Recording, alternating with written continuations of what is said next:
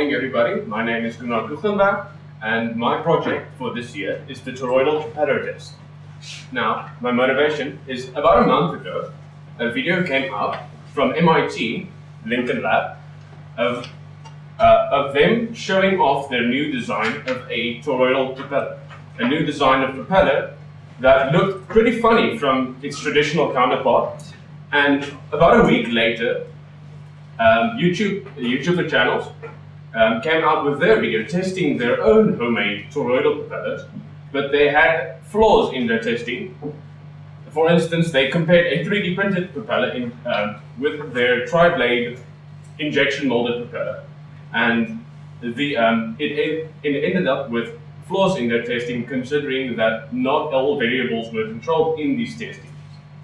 So my problem statement here is to build an Arduino-controlled testing module for measuring the efficiency of the Torroidal propeller against a traditional one, to assess whether it is more efficient than the other. Now, for my description, the MIT student Tommy Sebastian designed this propeller, and his design claims to be more efficient and more silent than its traditional counterpart. This project ended up winning him the R&D 100 award.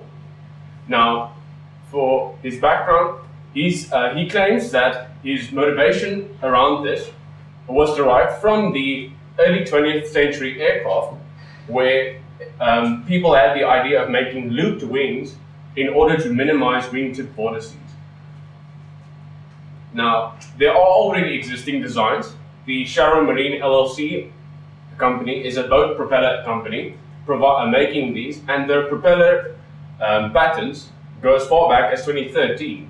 So, if it the legality and how much of his idea is solely his idea there's a gray area about that. Here's my sketches. This is my stand, my thrust stand. Here's the load cell, so that the propeller would go and the stand would push down on the load cell in order to measure the amount of thrust that this propeller could give. Here are my 3D models that I did. Here's my traditional propeller. As you can see, it is a 6-blade propeller in terms against a 3-loop Torroidal propeller, because the surface area of one loop is almost the equivalent of 2 blades, and the specific description for a Torroidal loop is 2 blades coming together at a point and joining in the middle. Here is my real model. Here's my stand with my load cell. There is a spacer in order to make the to enable the load cell to flex. And here you can see poor cable management, my Torroidal propeller, and my traditional counterpart. My testing involved spooling up the propeller progressively in order to measure the amount of thrust it would give on the load cell compared to the amount of current that it needed to be able to make the thrust. And here is a video of us testing the thrusts.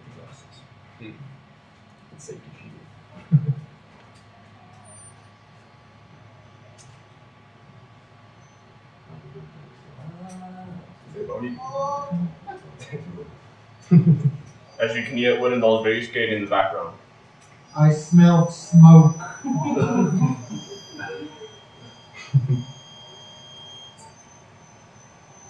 Is the volume on? Yeah, it is. Was it full? It's very soft. It was soft. Yeah, just on the right. Before I play, keep in mind there is going to be a little bit of a rattle. That is a problem with my stand that I will be discussing later.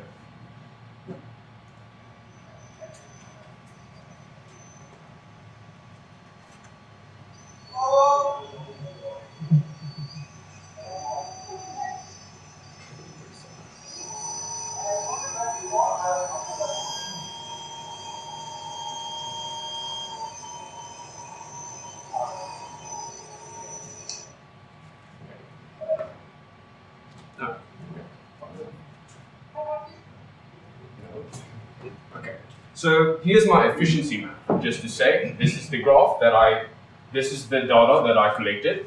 Here is the acceleration of the motor, and here is the amount of thrust that it gives. So just just to specify, the electrical power was calculated, and the amount of thrust is seen on this graph. I used algebra to equalize the amount of electrical power between the two tests in order to make these two thrust values comparable. So, for instance, in my example, you can see the Torroidal propeller's amount of electrical power is 1.5 times the traditional propeller's electrical power. That would be, to make these comparable, I would multiply the traditional propeller's thrust by 1.5 to see which one is, in fact, more efficient. And the ideal function for the ideal calculation for more efficiency would naturally be then providing more thrust with the same amount of electrical power used. Problems with testing the axle in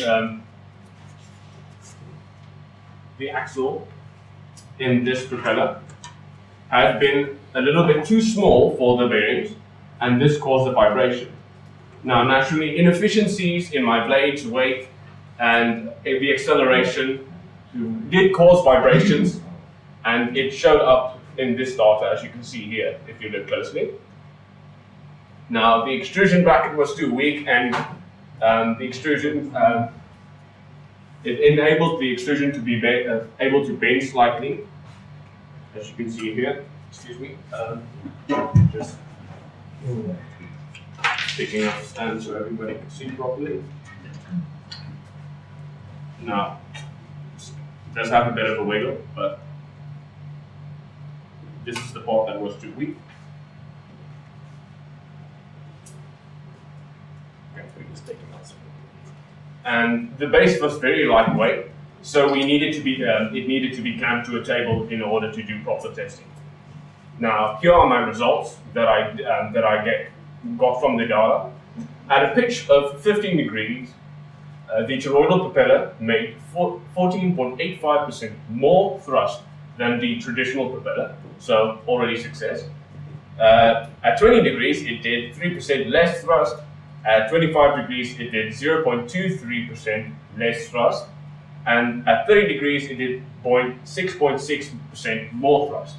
An ideal would be more testing needed, but from this data, you could see that the Torroidal propeller is good for fixed pitch blade drones, and it could also have an area that it would be good for in aviation, considering the low pitch high performance. Now, here's my product structure model. On the base, I had a low cell spacer between the low cell and the base, and the low cell attached to it. I had two stands with an axle through and bearings, as you can see here. The extrusion bracket was attached to two aluminium extrusions, one going to the low cell and another having a motor bracket attached to it. Now, for my motor, I had the motor bracket, I had the motor attached to the motor bracket. These two blade brackets are to keep the blades in between them, and through friction prevent the blades from moving from different pitches, causing inefficiencies in the test. Now, my blades here are 1 to 6, optional to 1 to 3, as it was 6 blades compared to 3 loops. And my technical difficulties are that I need to make modifications to the airfoil. Now, the angle of attack for the airfoil was printed at 45 degrees because 3D printers, especially FDM machines, really struggle with printing at overhangs over, say, 60 degrees, and it did give me problems printing anywhere from 60 up, actually 45 up, and I made the flat the trailing edge flat. This is preferably quite bad for airfoils, but this 3D printer needed better bed adhesion, so I did cut down the the trailing edge. Sorry. The design of the airfoil, although a thinner design of airfoil is better, I needed to make it more thickened because 3D printers don't have a very big resolution, and it needed to be thick in order for the 3D printer to be able to print it. Now, for my first stand, the axle was loose, causing vibrations. The extruder bracket was not big enough and weak, causing a flex in the strand. And the load cell was not properly calibrated, causing inaccurate measurements. Now, comparing the two propellers, the load cell didn't need to be calibrated, but in order for me to see the precise amount of thrust that it did give, the load cell needed to be accurately calibrated. Now, my technical successes is that the thrust stand did prove that Torroidal propellers are more efficient at some pitches than the traditional propellers, and it did not blow up in our face. Lessons learned: try and keep size in mind actually when you are designing, because a lot of parts came out very, very small compared to what I wanted it to be. Follow the projected time management, because in the end I needed to go back and do a lot of things in this project that could have been finished. Here's my bill of materials. As you can see, there's a lot of 3D printed parts, with my total amount of blades going from 7 Rand to 4.5 Rand. And here are the electronics, with my total of 616 Rand. Here are my references, the YouTube videos that I watched of their testing done wrong, and the official project document from MIT. My work distribution: the majority of the work, the designing, building, and testing was done by me. The electrical, because this is a mechanical term, was done by Nick, the coding and helping with the testing. So I would say Nick probably did 50% of the work and me doing 48% more. But yeah, Benny helped me with cutting steel rods and perspex. So some of the work was done by Benny. Here's my activity log. As you can see, my tutorial project took up the most time, and some of my design project also took very long time. The PPD didn't take very long, but a lot of personal growth was done in it.